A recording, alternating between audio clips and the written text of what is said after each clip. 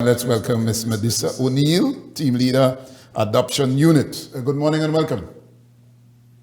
Good morning, and thank you for having me. Very good. What is adoption? And of course, I'm asking you two, given time constraints, what does it mean to be an adoptive parent? What is adoption and what does it mean to be an adoptive parent? Okay, so when we speak about adoption in Trinidad and Tobago in particular, we refer to the legal transfer of all parental rights and responsibilities from the biological parent to the adoptive parent. So in an essence, it means that once an adoption order is granted, that the biological parents will be permanently deprived of their parental rights. So presently in Trinidad and Tobago, there are two types of adoptions currently conducted.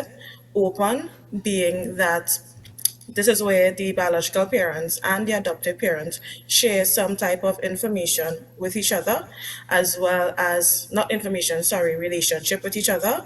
And when we refer to close adoption, it means that the biological parent as well as the adoptive parent do not share any type of relationship with each other. This is where the authority will match a child with someone who has gone through the adoption process and has been approved to adopt. Okay, and of course, how does one become, or what are the requirements to becoming an adoptive parent? Okay, so if you wish to adopt, it means you can go to the Children's Authority's website, and on that website, you can locate the application form. At the back of the application form, there's a number of documents you will need to submit when you're submitting the application form. Things such as a police certificate of character, financial information, certificates such as marriage certificates. Once the application form is submitted to the Children's Authority, it joins a queue and you wait for us to contact you. So when we contact you, it would be to begin the process. And persons are required to undergo things such as home visits, a psychological assessment, background check, as well as clinical interviews. And all adults within the household are required to be interviewed as well. When Following this, sorry? continue, sorry. Okay, so following this, everything is compiled and taken and presented before the adoption committee, who are responsible for all decisions regarding a person's suitability to adopt. Okay, when persons think of adoption, they would see certain things on television, but can you describe exactly what the reality is in Trinidad and Tobago as opposed to what we may see on TV when dealing with adoptive parents and the concept of adoption on the whole? Right. So, sometimes we see on television that, persons will go to children's home and orphanage and they might select a child from there to be adopted. So that is not the reality in Trinidad and Tobago.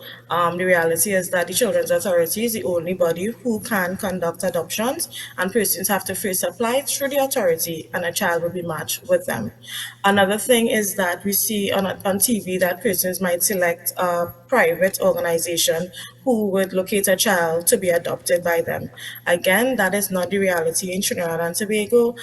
Persons have to come through the Children's Authority in order to apply to adopt a child. So to keep in mind that each country's laws on adoption is different. So not everything that is shown on television is actually the reality within your particular country. And thinking about Like Mike, I remember watching Like Mike with Lil Bow Wow at the time, and they went to the home and stuff. And sometimes, as you rightfully said, what you see on TV is not necessarily what happens here in Trinidad and Tobago. All right. Yeah, and what have people said is the most difficult thing in the process of adopting a child? So something that we hear all the time from the public would be the length for a child, the wait period for a child to be matched with you. And what we want persons to understand is that the process to adopt is guided by the legislation. So things such as conducting a background check or submitting medical documents, all of those things are outlined within the legislation. So yes, we understand that the process might be lengthy, but we are mandated and guided by the legislation. Another thing is that the wait period for a child to be matched with you. So the reality is as well is that and a lot of persons who wish to adopt babies per se. And the reality is that there's not a large pool of babies to adopt at this point in time. As such, your wait time on the list for a child to match with you would be a little bit longer, as you are going to be matched based on your child profile. So the type of child you wish to adopt, meaning that if it is you wish to adopt a younger child or a child of a particular ethnicity, that will determine your wait period for a child to be matched with you. And people who want to adopt babies, that maybe a pregnant mother, she can't afford it, she give it up for adoption, she wants no ties whatsoever, and the child belongs to the state. Can you access children like that? And what are the process in adopting child that have no parents? Okay, so if someone wishes to place their child for adoption, we ask that persons contact the Children's Authority. We have that conversation with you and we begin the process to do so. Because there is a process in which you are required to undergo to place your child for adoption. That entails conversations with us here at the authority. If this is something that you really wish to pursue, we would reach out to the medical social worker and have that conversation with the medical social worker so that once that child is born, the hospital understands that that child is a candidate for adoption. Once that baby is born, we are legally mandated to obtain consent from the parents of that child. And the consent from the biological mother can only be taken 6 weeks after the birth of the child. So once we obtain the consent from the biological parents of that child, then the matter is then taken to court where that child is freed for adoption, and only then can that child be matched with someone who is on the approved list of suitable persons. Can single people, I heard you mention marriage certificate earlier, can single, and I say single people, they become parent when they have a child. So can a single woman adopt a child? Yes, definitely. So at this point in time, based on the legislation, we can only adopt either single or married applications. So yes, single women, single men can apply to adopt. Okay. And what happens with cases, unfortunate cases where a baby is abandoned? How does the authority treat with that particular situation in dealing with eventual adoption? Okay, so if a child is abandoned, the authority, we have to go through the investigative process to try our best to locate the parents of that child, because adoption is a last resort. In any case or in any situation or scenario, adoption is meant to be a last resort. So we do our investigative processes where we attempt to locate the biological parents or any next of kin, any known relatives or friends who might be able to care for that child. If all of that proves futile, then the child can be referred to the adoption unit. And from there, we would wait to have that child freed for adoption and then matched with someone who has been approved and is awaiting to be matched with a child. Okay, and just for some clarity, in terms of the children at homes, there may be a number of children at homes, Right. but when you look at the wait times, dismiss some persons may say that the wait times are extremely long, and so you could take the opportunity to dismiss that if that's the truth, if that is untrue, but also speak to the volume of children at homes and how you or the authority would navigate the times as opposed to the volume of children. Okay, so once a child has been identified as a candidate for adoption, there's two placement options. We can choose to place that child at a children's home awaiting the period to be matched with prospective adoptive parent, or we can decide that a child can be placed in foster care awaiting to be matched with the prospective adoptive parents. I think something that persons don't fully understand is that all the children who are located in children's homes aren't available for adoption. Right? So each child's circumstances in the CR is a little bit different. Sometimes the authority is working with the biological parents to reintegrate that child with their families, or to see if there's any next of kin as well that that child can be placed with. Right? So not all the children who are within a community residence or children's home are available or candidates for adoption. What we at the authority is asking of parents who have children in children's home is that when we approach to find out about, your circumstances with regards to having that child placed back into your care, if you know that you aren't able to have that child back into your care, we are asking that, you meet and you speak with us, and we can look at adoption as a possible option, to give that child a sense of permanency and have that child be raised within a family setting rather than continue to be raised within a children's home. Well, I guess to ask, let's say a girl wants to give up a child for adoption, how does that work? Right. So we understand that something like that is an extremely difficult and selfless decision. And again, we ask that you reach out to us at the Children's Authority.